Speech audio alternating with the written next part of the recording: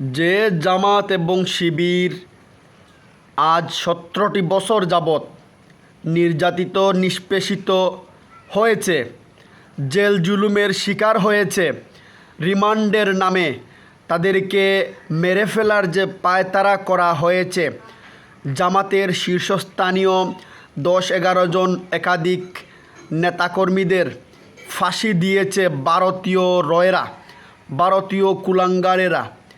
তাদের এজেন্ডা বাস্তবায়ন করার জন্য বাংলাদেশের কিছু লেবাসদারি মৌলবীরা জামাতের শিবিরের পিছনে উঠে পড়ে লেগেছে।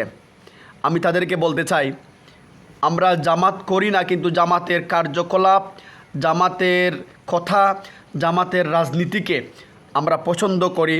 এই দেশে যারাই যে সময় এসেছে চুরি, ডাকাতি, চাঁদাবাজি, ছিনতাই, রাহাজানি করেছে, অনিয়ম দুর্নীতি করেছে, কালো টাকার পাহাড় বানিয়েছে, কিন্তু কোনো জায়গায় আজ পর্যন্ত জামাত শিবিরের কোনো ছেলে বা কোনো মানুষকে এখন পর্যন্ত এরকম দুর্নীতিতে পাওয়া যায় নাই। কিন্তু যারা প্রতিনিয়ত জামাত শিবিরের বিরুদ্ধে কাজ করেছে, স্পেশালি ফ্যাসিস্ট আওয়ামী সরকার যেভাবে কাজ করেছে, তারা যখন প্রতিহত করতে পারে নাই, এই দেশের লেবাসদারি কিছু মুনাফিক মৌলবীরা জামাত শিবিরের চুলো চিরতে পারবে না ইনশাল্লাহ। কারণ জামাত ইসলামী এবং ইসলামী ছাত্র শিবির এক আল্লাহর দিনকে আল্লাহর জমিনে প্রতিষ্ঠা করার জন্য তারা নিজের জান মালকে বিসর্জন দিয়ে কাজ করতেছে, কোনো মানুষের পরোয়া না করে একমাত্র আল্লাহর আনুগত্যে, রাসূলের আনুগত্যে তারা নিজেকে সঁপে দিচ্ছে। সুতরাং আমাদের সিলেটের কিছু অঞ্চলের উলামায়ে দেওবন্দের নামে কিছু লেবাসদারি মৌলবীরা জামাত শিবিরের পিছনে লেগেছে।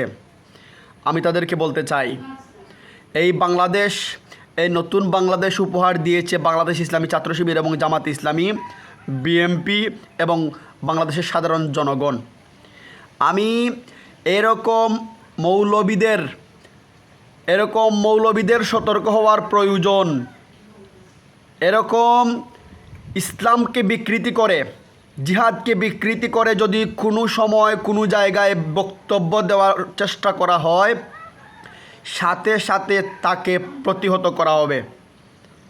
এই দেশে ইসলাম কায়েম হবে, গণতান্ত্রিকভাবে হোক, যেভাবেই হোক ইসলাম কায়েম হবে।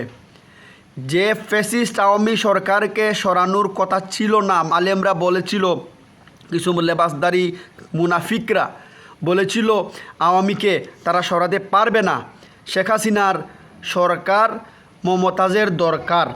এই কথাটি, এই উক্তিটিকে বাস্তবে রূপান্তর করার জন্য কিছু লেবাসদারি মৌলবীরা কাজ করেছে, কিন্তু সেই ফ্যাসিস্ট হাসিনা আজকে দেশ থেকে পালিয়েছে। যে দেশের মানুষকে বারবার পাকিস্তানি হিসেবে উপাধি দিয়েছে, সেই পাকিস্তানি উপাধি দেওয়া খুনি শেখ হাসিনা আজকে দেশ থেকে পালিয়ে সে আজকে ভারতের মুদির বেডের মধ্যে সময় পার করছে। সুতরাং এ থেকে শিক্ষা নেওয়ার প্রয়োজন।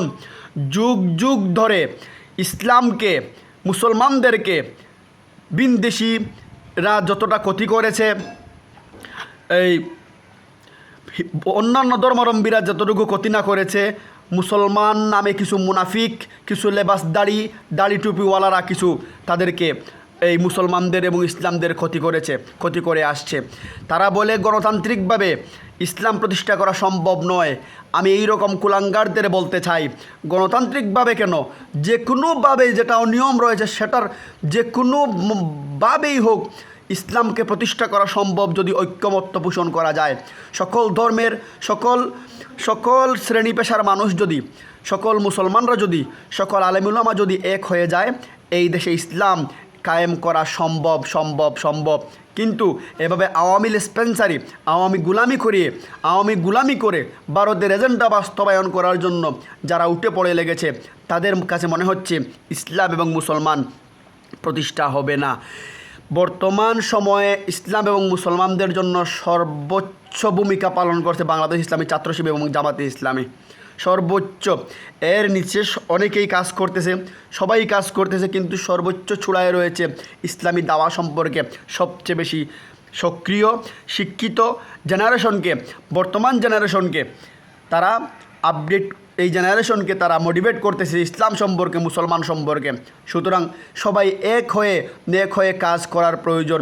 জামাতে ইসলামীর পিছু ধরলে, শিবিরের পিছু ধরলে চুলও চিরা সম্ভব হবে না তোদের, কারণ তোরা মুনাফিক, তোরা হচ্ছিস রাসূলের আল্লাহর দুশমন, তোরা হচ্ছিস শেখ হাসিনার দূষর।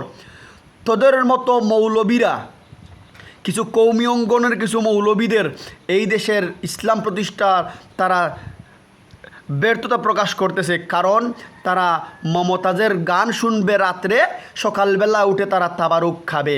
এটাই হচ্ছে তাদের সিস্টেম। সারা রাত হবে যাত্রাপালা, সকালবেলা হবে তবরুক, সকালবেলা হবে খানি, সকালবেলা হবে মিলাদ, মিলাদের পরে দোয়া, দোয়ার পরে সিন্নি বেটে, তারপরে শেষ। এরকম বাংলাদেশ তারা চায়। রাত্রিবেলা গান হবে, সকালবেলা দোয়া হবে। এরকম বাংলাদেশ কখনো কাউকে করা যাওয়া যাবে না।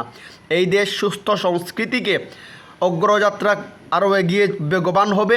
এই দেশে সকল অপসংস্কৃতিকে নস্যাৎ করে দেওয়া হবে।